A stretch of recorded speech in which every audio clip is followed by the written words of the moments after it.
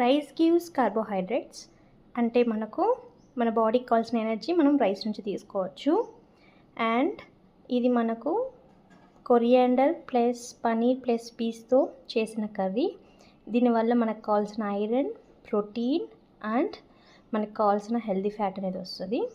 And broccoli very simple cook చేయడానికి. దీంట్లో మనకి వైటమిన్ సి అనేది బాగుంటుంది, ప్లస్ ప్రోటీన్ కూడా కొద్ది అమౌంట్ ఉంటుంది.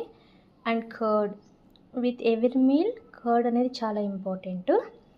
ఎందుకంటే మన కర్డ్లో నుంచి కాల్షియం వస్తుంది, మంచి క్వాలిటీ ప్రోటీన్ వస్తుంది అండ్ ప్రోబయోటిక్ వస్తుంది.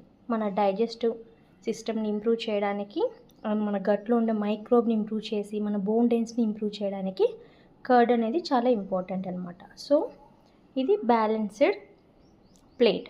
So carbohydrate, protein, vitamins and minerals ప్రతి ఒక్కటి మనకి ఈ ఫుడ్ నుంచి వస్తుంది. సో ఎప్పుడైతే మనము హోమ్ మేడ్ ఫుడ్ చేసుకుంటామో మన ఫుడ్ ఐటమ్స్ ఇలా ఉండేటట్టు బ్యాలెన్స్డ్గా ఇంక్లూడ్ చేసుకుంటే మనము డిసీజ్ నుంచి ప్రివెంట్ చేసుకోవచ్చు. వెయిట్ లాస్కి బాగుంటుంది, వెయిట్ పుట్ ఆన్ అవ్వకుండా ఉండొచ్చు.